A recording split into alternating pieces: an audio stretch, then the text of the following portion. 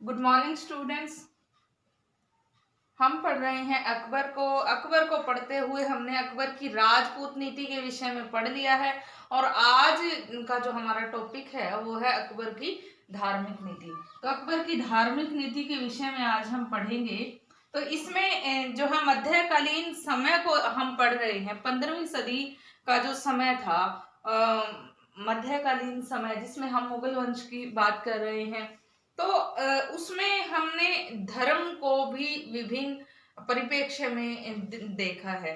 तो यहाँ पे धर्म के बारे में जैसे कि धर्म हर युग का के जीवन का मुख्य हिस्सा होता है, तो मध्यकालीन जो समय था धर्म उसके जीवन का भी मुख्य हिस्सा था। मध्यकालीन समय में शासकों का धर्म के प्रति क्या रुझान रहा, शासकों ने धर्म के प्रति क्या नीति अपनाई, धर्म के प्रति उनके विचार क्या थे, क्या उन्होंने धर्म को अपनी राजनैतिक सत्ता प्राप्त करने के लिए या राजनैतिक ओहदे में वृद्धि करने के लिए अपनी राजनीति को स्थायित्व प्रदान करने के लिए यूज किया, या फिर उन्होंने विभिन्न वर्गों में विभिन्न धर्मों में बटी जनता का विश्वास प्राप्त करने के लिए धर्म के प्रति अपना आपको सहिष्णु दर्शाया या सहिष्णु होना निश्चित किया। तो इस प्रकार से समय समय पे जो है हमें धर्म के बारे में विभिन्न तब्दीली देखने को मिली है। हालांकि जो है सल्तनत काल से ही हम देख रहे हैं कि इस्लाम धर्म का प्रभुत्व था राजघराने पे, और जो राजघराना था वो इस्लाम के विचारों से पूर्णतः ओतप्रोत रहा है। तो यहाँ पे ये बात है कि राजघराने में यदि इस्लाम धर्म का बोलबाला था तो क्या आम जनता के ऊपर भी वो धर्म थोपा गया? आम जनता के ऊपर जो है अलग अलग शासकों के विचारों में भिन्नता दिखती है। कुछ एक लोग सहिष्णु होने का प्रयत्न कर रहे थे और वो खुद के धर्म को जनता पे नहीं थोप रहे थे। कुछ एक लोग असहिष्णु होने का जो है प्रदर्शन कर रहे थे। तो यहाँ पे हमने पीछे दिल्ली सल्तनत के शासकों की बात की। अब हम मुगल काल को पढ़ रहे हैं तो उसमें भी हमने बाबर और हुमायूं के विषय में पढ़ा है। जैसे कि बाबर का युद्धों को जिहाद का रूप दे देना, धर्म युद्ध का रूप दे देना, तो उसमें हम देख सकते हैं कि कैसे बाबर ने अपनी धार्मिक जो विचार थे, धार्मिक परिप्रेक्ष्य था, उसको सामने रख करके अपनी सेना के सामने, अपनी जनता के सामने रख करके कैसे अपने आप को एक गाजी की उपाधि से विभूषित किया है। तो यहाँ पे धार्मिक मामलों में हम बाबर को कट्टर मान सकते हैं, जो कि इस्लाम धर्म के प्रति कट्टर भक्त था। और दूसरा जो धर्म था, मुख्य ओहदा प्राप्त जो दूसरा धर्म था, जो बाहुल्य जनता में माना जाने वाला, बाहुल्य जनता के समर्थन प्राप्त जो धर्म था हिंदू धर्म, उसके प्रति उसने कट्टरता की नीति का पालन किया, जो कि हमने उसके युद्धों से ये साफ साफ देखा है। फिर हम यदि हुमायूं की बात करें तो हुमायूं ने भी धर्म के लिए अपने विचारों में सहिष्णुता की और जो है कोई खास कदम नहीं उठाया, लेकिन वो असहिष्णु शासक भी नहीं कहा जा सकता। उसने जो है किसी भी युद्ध को जिहाद का नारा न दे करके धर्म युद्ध बनाने की कोशिश नहीं की। हालांकि अब हम अकबर की धार्मिक नीति के बारे में विस्तार से चर्चा करेंगे, जो विभिन्न चरणों में चली थी। तो यहाँ पे हम ये देखेंगे कि क्या अकबर की जो धार्मिक नीति थी उसने समाज में हलचलें पैदा की या राजनीति में हलचलें पैदा की। क्या अकबर जो है वास्तव में धर्म के प्रति सहिष्णु था, या फिर वो अपनी राजनीतिक स्थिरता चाहता था? क्या मुगल जो शासक थे अपने साम्राज्य को स्थायित्व प्रदान करने के लिए ऐसा कर रहे थे? तो उनमें यहाँ पे अकबर ने शुरुआत की थी एक जो है धर्म के प्रति सहनशील होने की, सहिष्णु होने की, और एक नरम रवैया अपनाया उसने धर्म के प्रति। तो उसका ये सहिष्णु होना, सहनशील होना, धर्म के प्रति नरम होना, तो उसमें उसकी क्या चाल छिपी हुई थी, इस बात को हम यहाँ पे डिस्कस करने वाले हैं। तो यहाँ पे अकबर जो है धर्म के प्रति इतना सहिष्णु कैसे हो गए, इतना सहनशील कैसे हो गया। राजनीति में अपनी एक पैठ बनाने के लिए, अपनी जो है मंशाओं को पूर्ण करने के लिए, मुगल राज को स्थायित्व देने के लिए, राजनीति में अपने आप को लोगों के सामने एक मसीहा के रूप में पेश करने के लिए और अपने धर्म के प्रति आरोप प्रत्यारोप न हो, इसके लिए अकबर ने जो नीति अपनाई उसको अकबर की धार्मिक नीति कहा गया। उसके लिए धर्म के बारे में उसके विभिन्न विचारों को का समावेश था और उन विचारों को समय समय पे उनमें तब्दीली देखी जा सकती है, जिसमें जो है हम विभिन्न चरणों में इसकी चर्चा करेंगे कि किस चरण में उसका क्या रुतबा, क्या जो है ओहदा धर्म के प्रति रहा और धर्म के प्रति किस प्रकार से उसके विचारों में परिवर्तन आता गया और वो परिवर्तन क्यों हमें देखने को मिला। तो उसमें सबसे पहले इसके चरणों की चर्चा करें तो 1556 से लेकर के 1562 का जो समय था उसमें अकबर ने शुरुआत की थी धर्म के प्रति सोचने की, जिसमें बैरम खान के उस पे सबसे ज्यादा प्रभुत्व रहा था। लेकिन यहाँ पे कोई भी जो एक प्रभुत्वशाली धार्मिक कृत्य था अकबर के द्वारा नहीं किया गया था। तो यहाँ पे धार्मिक नीति अपनाने के लिए उसकी कोई खास रुझान दिखाई नहीं देता। हालांकि हम ये मान सकते हैं कि जो बैरम खान था वो एक उसका अकबर पे प्रभुत्व था, अकबर का संरक्षक हो रहा है और यहाँ पे बैरम खान के संरक्षण में रहते हुए उसने कट्टरता का व्यवहार जो है करने की कोशिश नहीं की, केवल इतनी ही सहनशीलता उसके धार्मिक नीति में दिखाई देती है। दूसरा जो समय था वो था 1562 से 1574 का। इसमें अकबर के विचारों में जो है थोड़ा थोड़ा परिवर्तन आना शुरू हो गया था। जैसे कि उदाहरण स्वरूप हम ये देखें कि उसने जजिया कर हिंदुओं पर से खत्म कर दिया।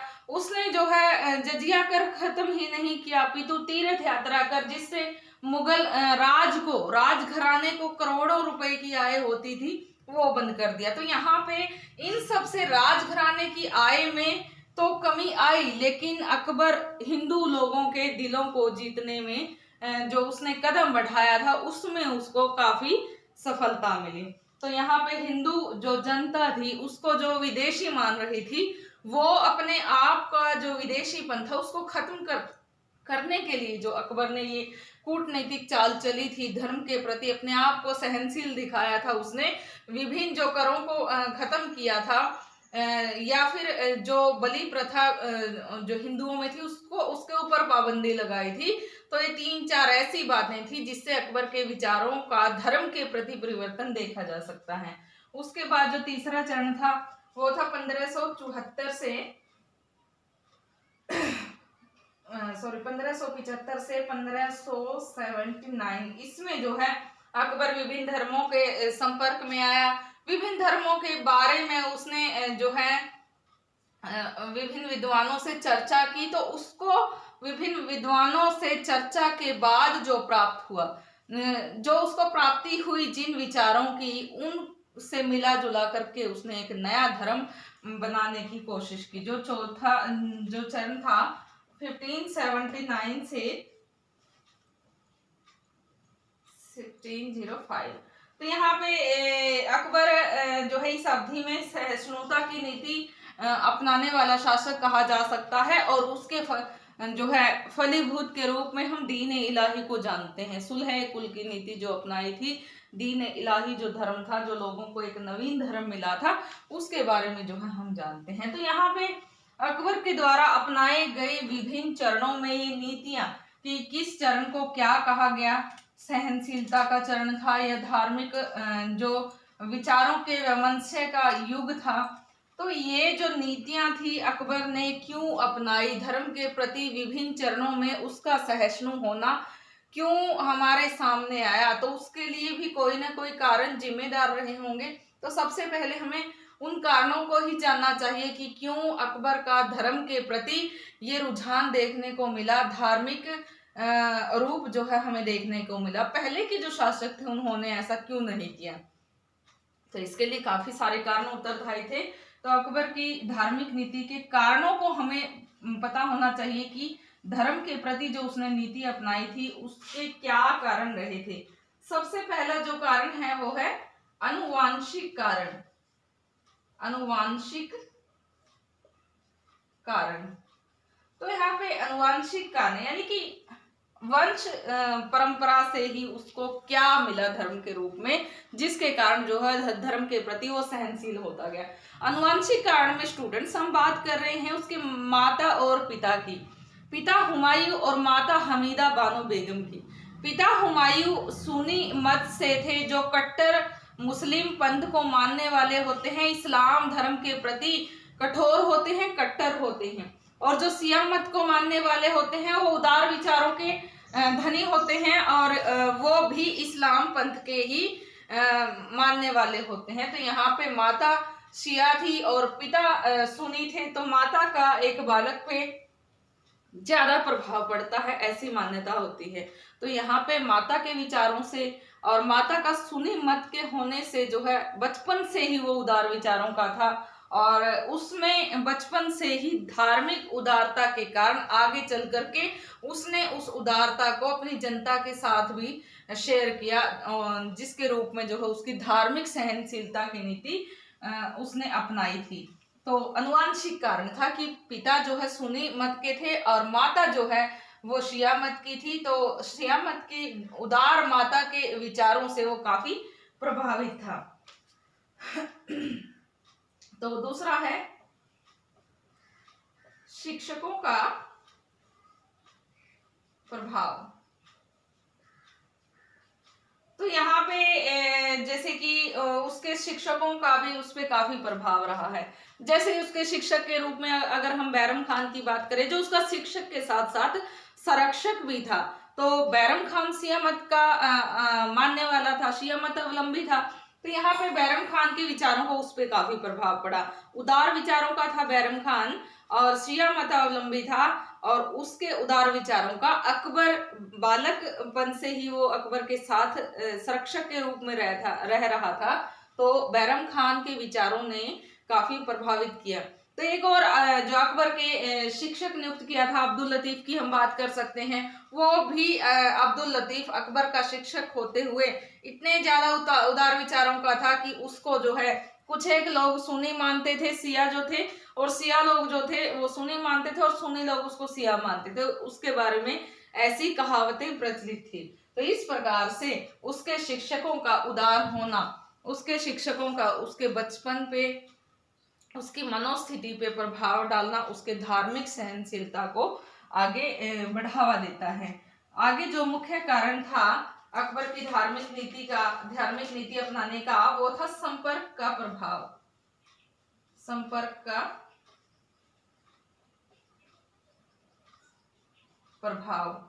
तो यहाँ पे इस बात से भी हम जो है पीछे नहीं हट सकते, इस बात को भी नहीं नकार सकते कि अकबर का जो जन्म है एक राजपूत घर में हुआ था, राजपूत घराने में हुआ था। तो वहां पे सिया माँ की कोख से जन्मे अकबर ने जन्म राजपूत घराने में लिया था। राजपूत हिंदू धर्म को मानने वाले थे और यहाँ पे अकबर का जन्म राजपूत घराने में हुआ था। तो वो चाहे वो मुस्लिम था, इस्लाम धर्म को मानने वाला था, लेकिन इस्लाम धर्म को मानने के कारण भी अपने बचपन की जो बातें थी उसका जो संपर्क था विभिन्न विदेशी जातियों से भी रहा, ईरानी, तुरानी, उनसे, अफगानों से। तो यहाँ पे राजपूतों के साथ भी उसके संबंध अच्छे थे।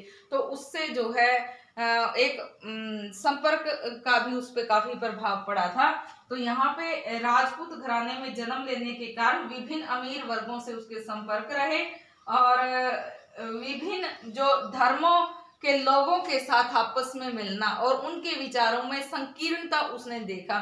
तो उस संकीर्णता को वो जो है दूर करना चाहता था, जो परिस्थिति थी उसको वो सुलभ बनाना चाहता था सभी के लिए। तो इसीलिए जो है उसने धार्मिक नीति अपनाई। अगला जो कारण था वो भक्ति और सूफी संतों का प्रभाव।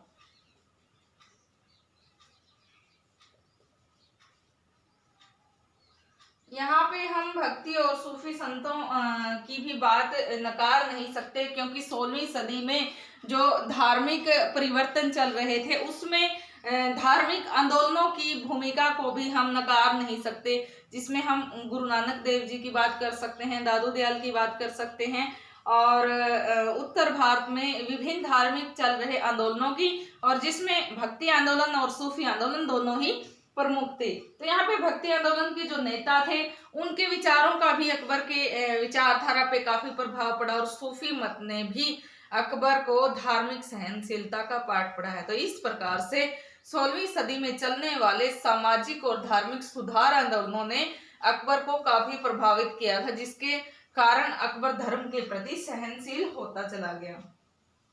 अगला है राजपूतों से संपर्क। राजपूतों से संपर्क। तो यहाँ पे राजपूतों से संपर्क भी उसकी धार्मिक नीति का मुख्य कारण रहा, क्योंकि जैसे हमने अभी राजपूत नीति को पढ़ा तो उसमें हमने देखा कि विभिन्न राजपूत राजकुमारियों से वैवाहिक संबंध स्थापित करके अकबर ने समाज के सामने एक मिसाल पेश की। अपनी राजनीतिक सत्ता को स्थायित्व प्रदान करने के लिए उसके द्वारा की गई ये बेमिसाल कोशिश थी, जिसमें विभिन्न राजपूत शासकों की पुत्रियों से वैवाहिक संबंध उसने स्थापित किए। यहाँ पे राजपूतों की जो पुत्रियां थी उनसे वैवाहिक संबंध स्थापित करने के बाद उनके साथ भी बड़ा अच्छा उसका व्यवहार रहा, और किसी प्रकार से भी धर्म को बीच में जो है उनके साथ संबंधों में नहीं आने दिया। तो यहाँ पे राजपूत जो है हिंदू धर्म को मानने वाले थे, तो काफी धर्म के लिए काफी सारी रियायतें राजपूतों के लिए, हिंदू धर्म के लोगों के लिए, हिंदू वर्ग के लोगों के लिए उसने मुहैया करवाई, जिसके कारण से राजपूतों के साथ उसके अच्छे संबंधों का होना भी धर्म के प्रति अकबर के का सहनशील होने के लिए कारण बनता है। आगे है मौलवियों की संकीर्ण विचारधारा। मौलवियों की संकीर्ण विचारधारा। यहाँ पे हम बात करते हैं मौलवियों की। जो मुल्ला लोग थे, मौलवी लोग थे, इस्लाम धर्म के बारे में अपने आप को काफी जो है वो ये मानते थे कि उनको काफी अनुभव है, इस्लाम धर्म के वो ज्ञाता हैं। तो उनके आपसी झगड़ों से अकबर परेशान हो गया था। वो इकट्ठे होते, एक दूसरे पे आरोप प्रत्यारोप करते, धार्मिक चर्चा के अलावा जो है उनके एक दूसरे पे आरोप प्रत्यारोपों का जरूरत से अधिक होना, और उनकी जो छोटी सोच, केवल मुस्लिम धर्म को ही वो जो है बेस्ट मानते थे। तो उसमें मुस्लिम धर्म के प्रति ही उनके विचारों में अच्छाई थी, दूसरे जो धर्म थे वो काफिर थे, वो जो है उन धर्मों को अच्छा नहीं मानते थे। तो उनके विचारों से जो है अकबर में धीरे धीरे हीनता आती गई, इस्लाम के प्रति धीरे धीरे कमी आती गई, हीनता तो नहीं कह सकते, खैर कमी आती गई, और उसका जो है इस्लाम के प्रति ही ज्यादा रुझान न हो करके आगे अन्य धर्मों के बारे में, उनकी अच्छाई के बारे में जानने की अकबर ने कोशिश की, जो उसकी धार्मिक नीति का मुख्य हिस्सा रही। आगे है जिज्ञासु प्रवृत्ति। जिज्ञासु प्रवृत्ति, जिज्ञासु प्रवृत्ति।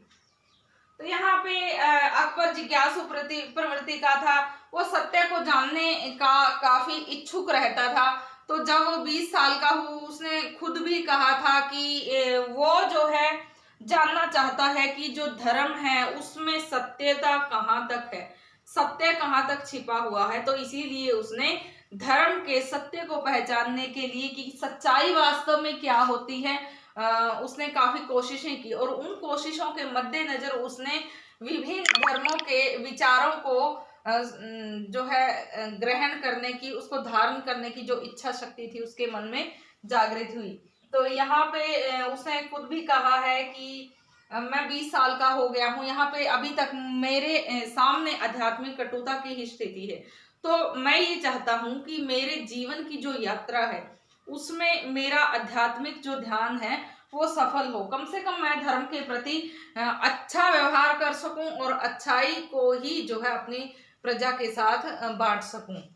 तो ये भी जो है एक जिज्ञासु प्रवृत्ति का होने के कारण वो धर्म में सच्चाई को जानना चाहता था। राजनैतिक कारण, राजनैतिक कारण, तो ये कारण सबसे मुख्य भूमिका निभाता है कि अकबर मुगल वंश को स्थायित्व प्रदान करना चाहता था और वो स्थायित्व तभी अपने मुगल राज को स्थायित्व तभी दे सकता था जब वो हिंदू बहुल्य जो जनता है, भारत देश की जो जनता थी, हिंदू जनता थी, बहुलता प्राप्त जो क्षेत्र था वो हिंदू जनता का क्षेत्र था। इस्लाम धर्म को मानने वाले की संख्या बहुत कम थी।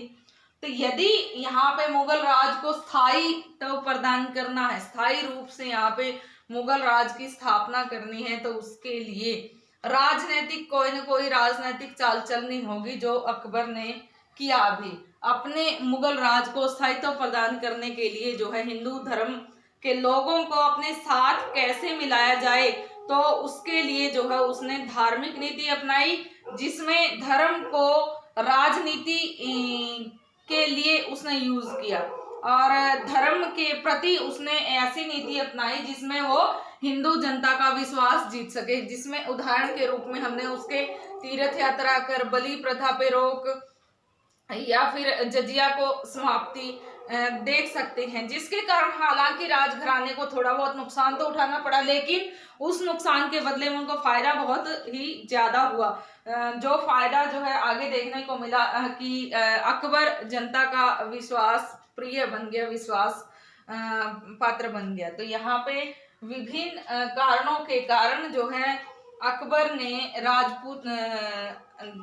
ने जो है धार्मिक नीति अपनाई थी और धार्मिक नीति पे वो चला था। तो उसकी धार्मिक नीति के कारणों की आज हमने चर्चा की,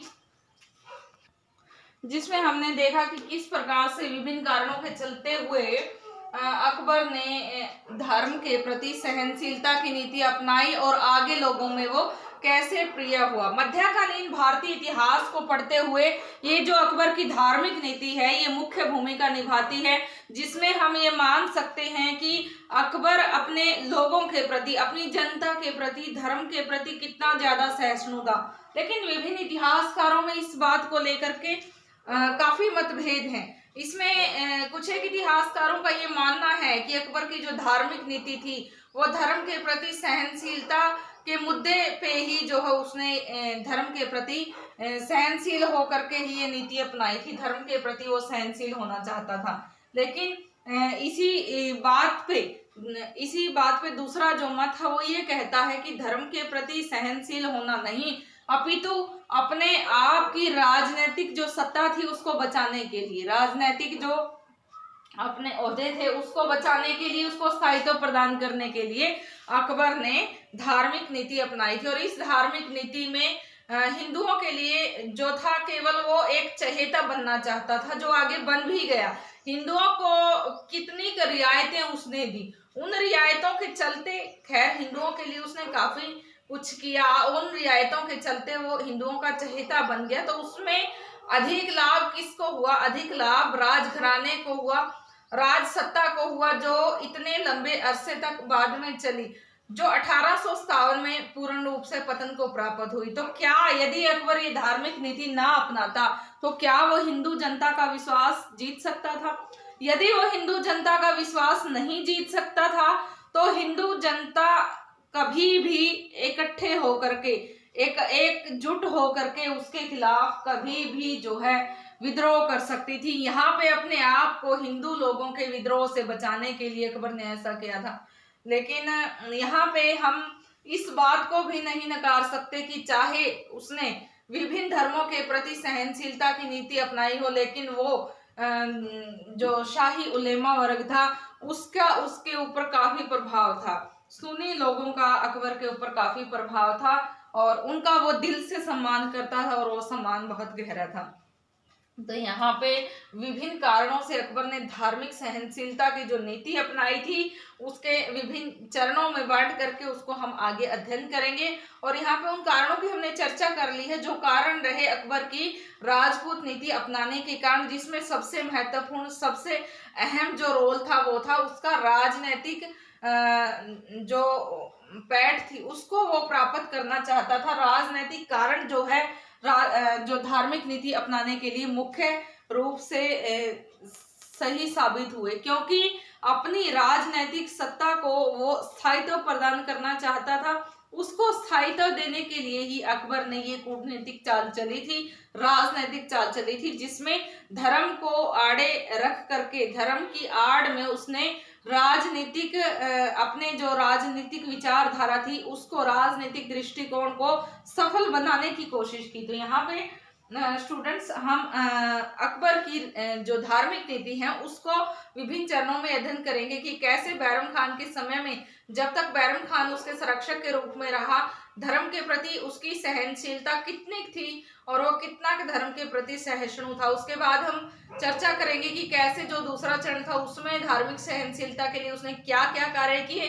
फिर हम जो है सुलह कुल दीन इलाही के बारे में चर्चा करेंगे। तो इस प्रकार से आज जो हमने धार्मिक नीति के कारणों की चर्चा की है उसके बारे में आप एक बार अध्ययन करेंगे। अगली क्लास में आगे का जो इसका जो पड़ाव है, आगे का जो चरण है उसकी हम चर्चा करेंगे। आज के लिए स्टूडेंट्स इतना काफी है। Thank you.